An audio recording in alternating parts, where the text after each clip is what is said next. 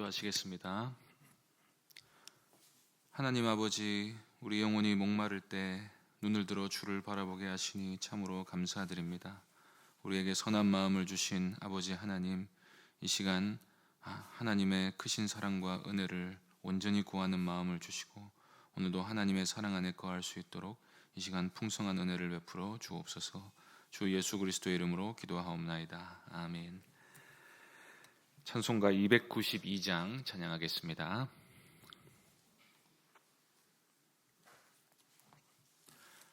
찬송가 292장입니다.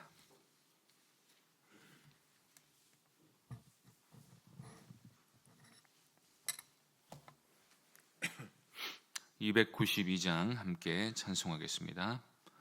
주 없이 살 수 없네 죄인의 구주여, 그 귀한 보배 피로 날 구속하소서. 구주의 사랑으로 흘리신 보혈이 내 소망 나의 위로 내 영광 됩니다. 주 없이 살 수 없네 나 혼자 못 서리. 힘없고 부족하며 지혜도 없도다. 내 주는 나의 생명 또 나의 힘이라. 주님을 의지하여 지혜를 얻으리. 주 없이 살 수 없네 내 주는 아신다. 내 영의 깊은 간구 마음의 소원을 주밖에 나의 마음 뉘 알아주리요. 내 마음 위로하사 평온케 하시네. 주 없이 살 수 없네 세월이 흐르고 이 깊은 고독 속에 내 생명 끝나도 사나운 풍랑일 때 날 지켜주시니 내 곁에 계신 주님 늘 힘이 됩니다. 아멘. 하나님 말씀은 요한복음 13장 21절부터 30절까지입니다. 요한복음 13장 21절부터 30절까지 말씀입니다.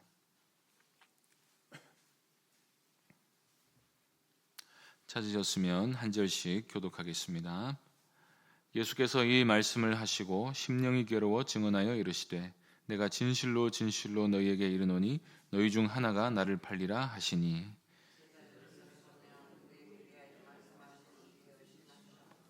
예수의 제자 중 하나 곧 그가 사랑하시는 자가 예수의 품에 의지하여 누웠는지라.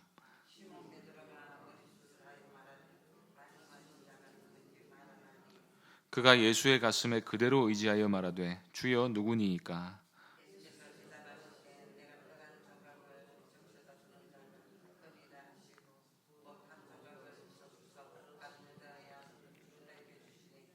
조각을 받은 후 사탄이 곧 그 속에 들어간지라. 이에 예수께서 유다에게 이르시되 내가 하는 일을 속히 하라 하시니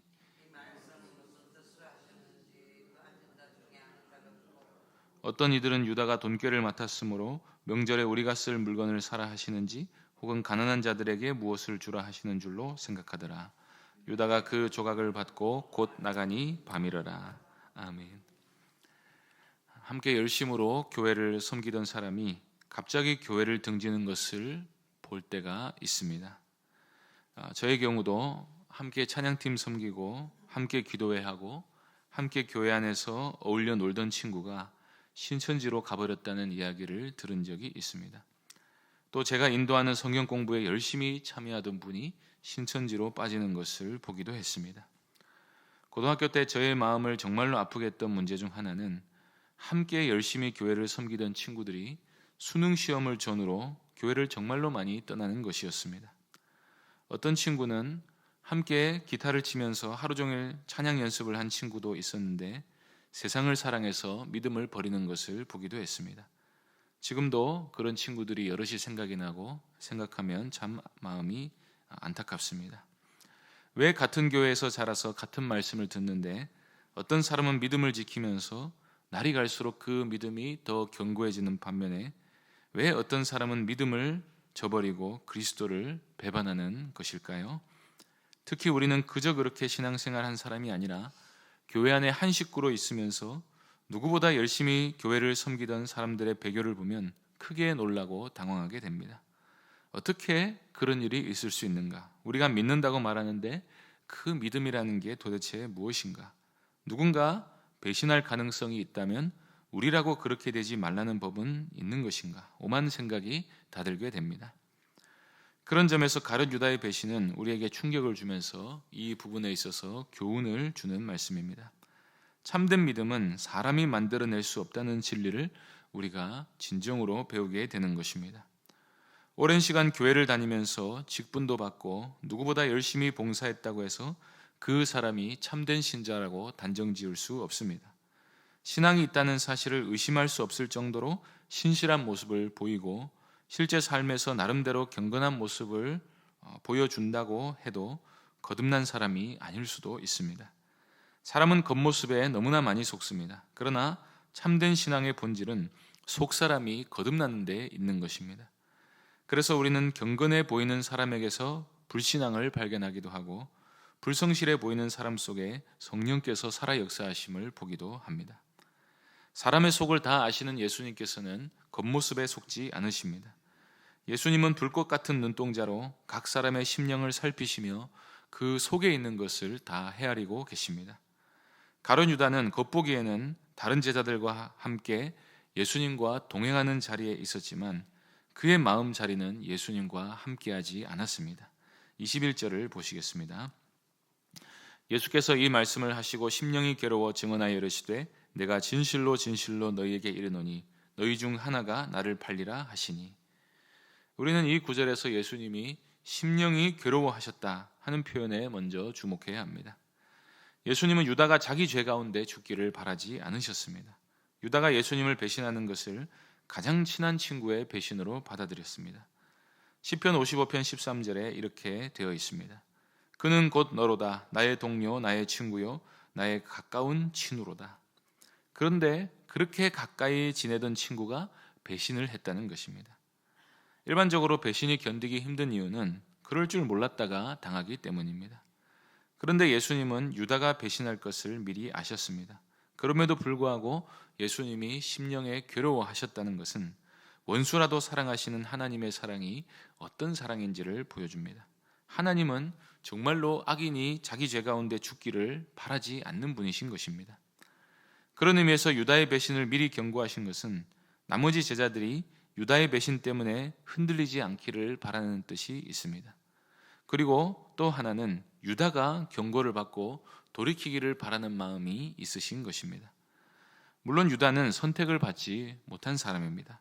그러나 유다가 회개하지 않은 책임이 하나님께 있는 것은 아닙니다. 악인이 죽을 수밖에 없는 이유는 하나님이 악인에게도 은혜를 베푸시기 때문입니다. 그럼에도 불구하고 죄인은 자기 죄를 고집하기 때문에 심판을 면하지 못합니다. 예수님은 너희 중 하나가 나를 팔리라 하신 말씀을 다른 사람은 몰라도 유다는 분명히 알아들었을 것입니다. 그러면 예수님은 유다에게 충분히 경고를 하신 것입니다. 그것도 사랑을 담아 하신 경고인 것입니다. 예수님이 이 경고를 사랑을 담아 하셨다는 것은 다른 제자들에게는 이 일이 감추어졌다는 사실을 보면 알 수가 있습니다. 제자들은 12 중에 누가 그런 일을 하는지 알 수가 없고 오로지 가룟 유다만이 그 사실을 분명히 알고 있었습니다. 그때 마침 예수님 곁에는 사도 요한이 앉아 있었는데 요한이 예수님 품에 슬며시 기대 눕자 베드로가 머릿짓으로 요한에게 그 사람이 누군지 물어보라고 했습니다. 그러자 요한은 예수님의 품에 기댄 상태로 자연스럽게 주여 누구를 말씀하시는 겁니까? 라고 물었다고 되어 있지요. 그러자 26절에 보시면 예수님이 내가 떡 한 조각을 적셔다 주는 자가 그니라고 말씀하시면서 떡 한 조각을 적셔서 가룟 유다에게 주셨습니다. 요한이 말하고자 하는 바는 예수님이 가룟 유다가 알 수 있는 방식으로, 가룟 유다만이 알 수 있는 방식으로 이 배신자가 누군지 지목해 주셨다는 것입니다. 물론 집중하기만 하면 배신자가 누군지 다른 제자들도 알 수 있었을 것입니다. 그런데 분위기가 너무 무겁고 예수님의 말씀이나 행동도 너무나 엄숙해서 제자들은 배신자가 누군지 생각할 겨를이 없었던 것 같습니다. 사도 요한도 아마도 되돌아보면서 그때 가룟 유다를 가리켜 말씀하신 것이었다라고 생각했던 것 같습니다. 그래서 무엇보다도 유다 자신이 예수님이 하신 행동의 의미를 누구보다 잘 알고 있었던 것입니다. 너는 나를 배신할 것이다 라는 말씀이라는 것인데, 이 말씀의 의미가 배신을 하라는 뜻이겠습니까? 지금이라도 마음을 고쳐먹으라는 뜻이겠습니까? 우리는 이 장면에서 하나님이 선택하지 않으셨다고 해서, 즉 하나님이 믿음이라는 선물을 사람에게 주지 않으셨다는 게 사람들이 하나님을 등지는 이유가 아니라는 사실을 알게 됩니다.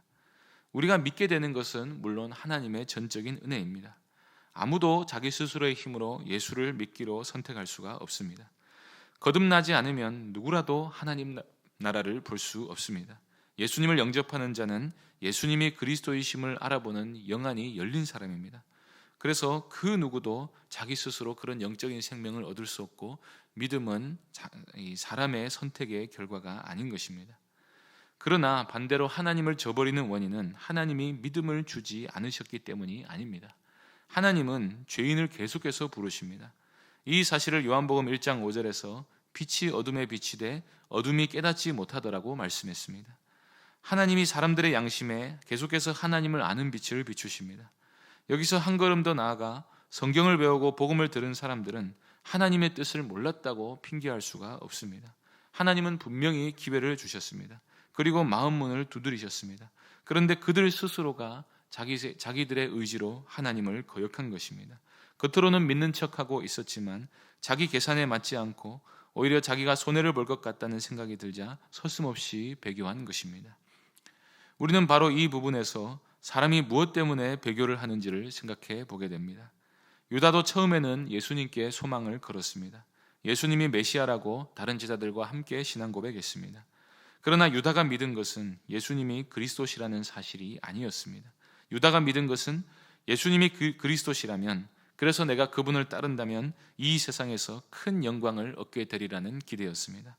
그런데 예수님과 함께 다니다 보니 유다는 예수님이 생각한 그런 메시아가 아니었습니다. 뿐만 아니라 예수님은 너희 중에 큰 자는 가장 작은 자가 되어야 한다는 사실을 계속해서 강조하십니다. 그 사실이 유다에게는 마음에 들지 않았던 것입니다.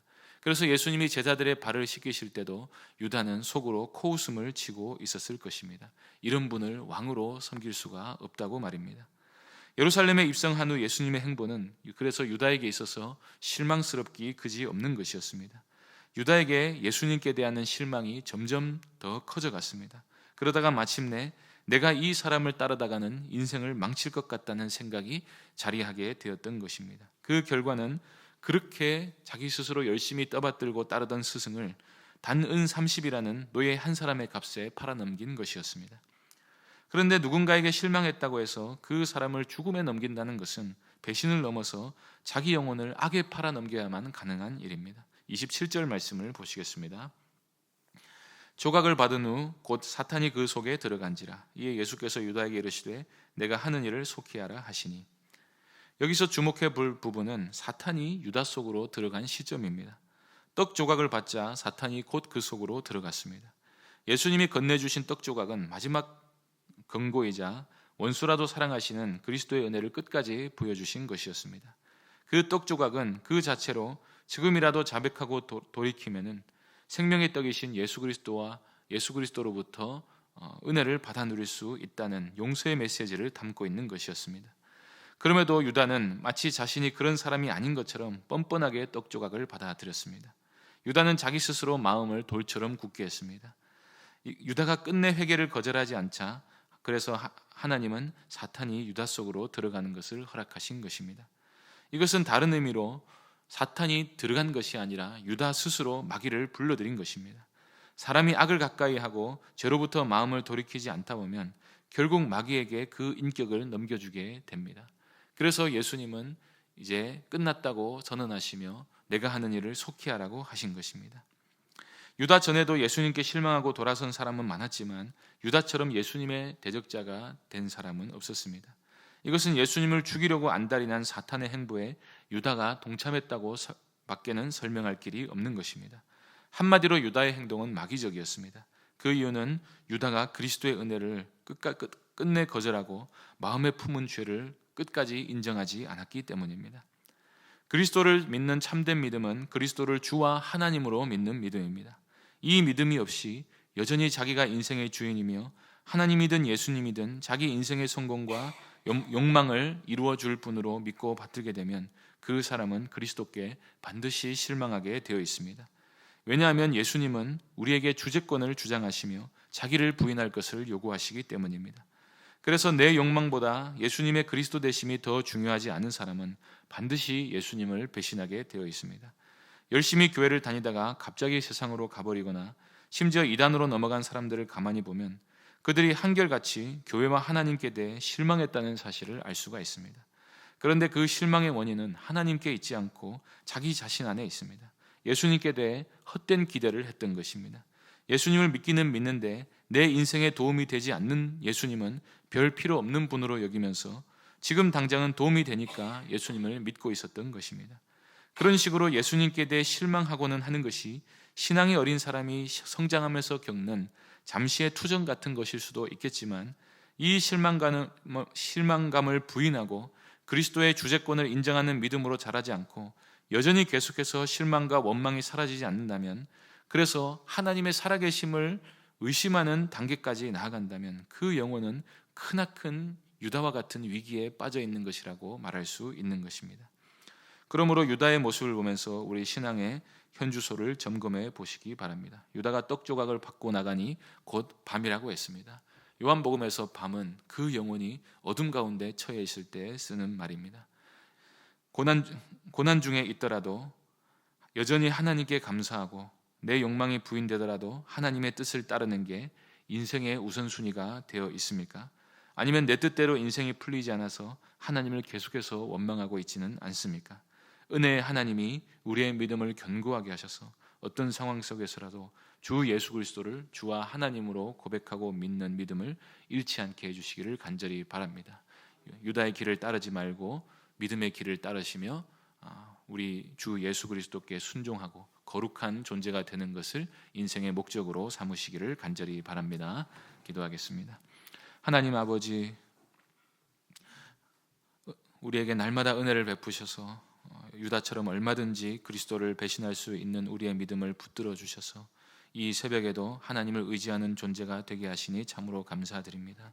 우리의 육신의 욕망을 위해 그리스도를 믿는 헛된 믿음을 갖지 않고 헛된 기대로 또 헛된 실망을 하는 어리석은 자가 되지 않게 해주시고 오직 우리 주 예수님을 하나님으로 믿고 그분의 뜻에 순종하며 살아가는 참된 믿음으로 우리가 늘 살아가게 하여 주옵소서. 주 예수 그리스도의 이름으로 기도하옵나이다. 아멘. 하늘에 계신 우리 아버지여, 이름이 거룩히 여김을 받으시오며 나라가 임하옵시며 뜻이 하늘에서 이룬 것 같이 땅에서도 이루어지이다. 오늘날 우리의 일용할 양식을 주옵시고 우리가 우리에게 죄 지은 자를 사하여 준 것 같이 우리 죄를 사하여 주옵시고 우리를 시험에 들게 하지 마옵시고 다만 악에서 구하옵소서. 대개 나라와 권세와 영광이 아버지께 영원히 있사옵나이다. 아멘.